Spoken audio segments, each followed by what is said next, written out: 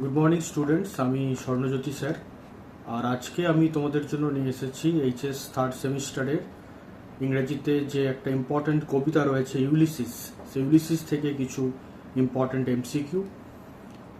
যে model questions বেরিয়েছিল council থেকে, আমি প্রশ্নগুলো সেখান থেকে নিয়েছি, অতএব এগুলো ইম্পর্ট্যান্ট আছে।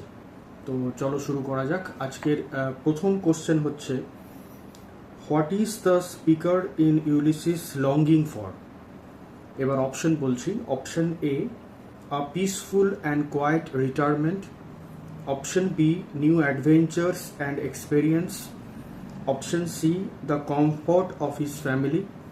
Option D, forgiveness for past mistakes. তো এই ধরনের কোশ্চেন আমরা আগে করেছি, বহুবার আলোচিত। রাইট আনসার হচ্ছে option B, new adventures and experience. Next question number 2, what phrase from the poem best reflects Ulysses restless spirit? এবার অপশন বলছি। Option A, grow old along with me. Option B, much have I seen and known. Option C, I yearn for the old familiar ways. Option D, to strive, to seek, to find and not to yield. এখন মজা হচ্ছে, option A, B বা option C কোনোটাই ইউলিসিসের লাইনই নয়। Option ডিটাই হচ্ছে ইউলিসিসের line, last line এবং কবিতার মেন থিম। তাহলে আনসার হচ্ছে অবশ্যই option D, to strive, to seek, to find and not to yield. Next question number 3, what is the significance of the far off lands mentioned in the poem? Option হচ্ছে option A, they represent a lost love. Option B, they symbolize the speaker's regrets. Option C, they represent the unknown and the call for continued exploration.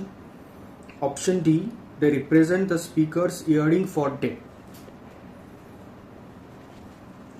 Right answer অবশ্যই option C, they represent the unknown and the call for continued exploration.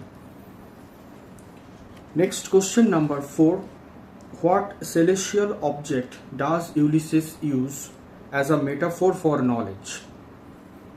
Option A, the sun. Option B, the moon. Option C, a sinking star. Option D, a comet. Right answer হচ্ছে option C, a sinking star. আজকের last MCQ number 5 হচ্ছে, Ulysses compares himself to a dash while expressing his fear of getting rusted. Option হচ্ছে option A, a forgotten hero. Option B, a sword that is not used. Option C, a ship lost at sea. Option D, a tree shedding its leaves. এবার দেখো, এখানে রাস্টেড কথাটা তো রয়েছে, মরচে ধরা, অতএব কবিতার লাইনও আছে। রাইট আনসার হচ্ছে option B, a sword that is not used. তো আশা করছি তোমরা ভিডিওটা শেষ পর্যন্ত দেখেছো। দেখে থাকলে অবশ্যই এগুলো খুবই হেল্পফুল হবে তোমাদের জন্য, পরীক্ষার জন্য। যদি ভালো লেগে থাকে অবশ্যই লাইক করো, সাবস্ক্রাইব করো, কমেন্ট করো। আজকে এই পর্যন্তই। সবাই ভালো থেকো, সুস্থ থেকো। Thank you.